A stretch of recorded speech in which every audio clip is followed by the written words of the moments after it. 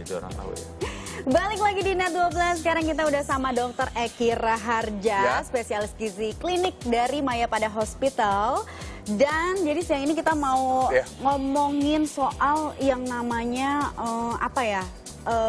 obesitas gitu karena kan? Di Indonesia ini kan sekarang masuk dalam 10 besar negara dengan penderita obesitas. Betul. Nah, lebih dari 1/4 penduduk dewasa di Indonesia alami obesitas. Betul sekali, ini kan tahun lalu ada Arya gitu ya, sekarang itu ada Titi Wati ya, yang beratnya tadi mencapai 220 kg gitu ya.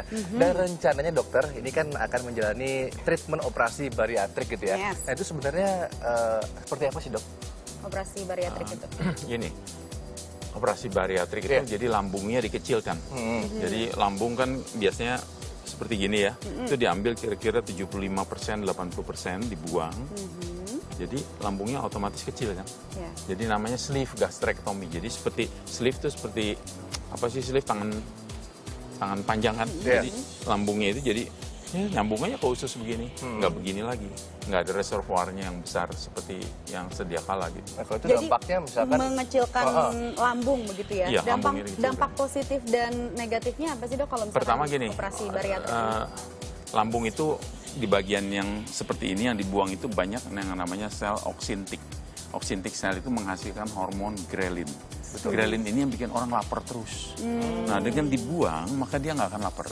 Tapi bukan berarti kalau dia nggak lapar, aman nih. Dia harus ngatur makan. Karena kalau dia nggak makan sama sekali, karena dia nggak lapar, maka nanti takutnya otot-ototnya habis. Kegemukan kan kelebihan lemak. Yang kita harus buang tuh lemaknya. Jangan sampai ototnya yang hilang. Jadi lean body mass, otot, itu nggak boleh hilang. Nah, yang kita buang adalah lemaknya. Jadi tetap harus makan juga. Makannya itu misalnya seperti apa saja sih dok, biar nggak termakan ototnya?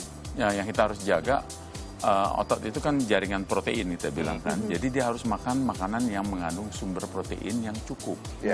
Ya, yang kita pangkas cuman kalorinya yang berasal dari karbo dan lemak. Dua itu yang kita pangkas. Sedangkan protein, vitamin, mineral, serat itu harus kita usahakan cukup. Oleh karena itu dia harus setelah operasi bariatrik dia harus kontrol ke dokter gizi supaya makannya betul-betul dijaga, jangan sampai ada kerusakan jaringan tubuh. Mungkin ada yang pengen tahu juga makanan-makanannya seperti apa, misalnya kalau protein itu telur. Ya telur, ikan, ayam, daging. Ya itu kita harus makan, nggak boleh kurang lah. Kalau kurang diambil dari jaringan tubuh, ototnya nanti habis. Kalau peluangnya gitu, kalau dari operasi bariatrik ini akankah membalikan tubuh ke tubuh yang ideal, itu seperti apa nih peluangnya dok? Ya itu, jadi lemaknya kan lama-lama kan kegemukan kan kelebihan lemak. Kalau lemaknya habis, ya ototnya kita pertahankan. Kita bikin lapar tapi bikin aus kali ya? Nah, aus. Iya betul.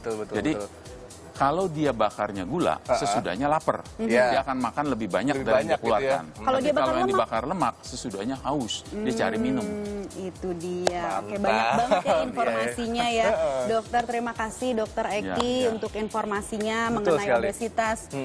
Dan ini kami masih punya banyak informasi menarik, good people, jadi usai jeda gitu ya. Ya, makanya di sini terus bareng kami, Net 12 segera kembali. Terima kasih dokter.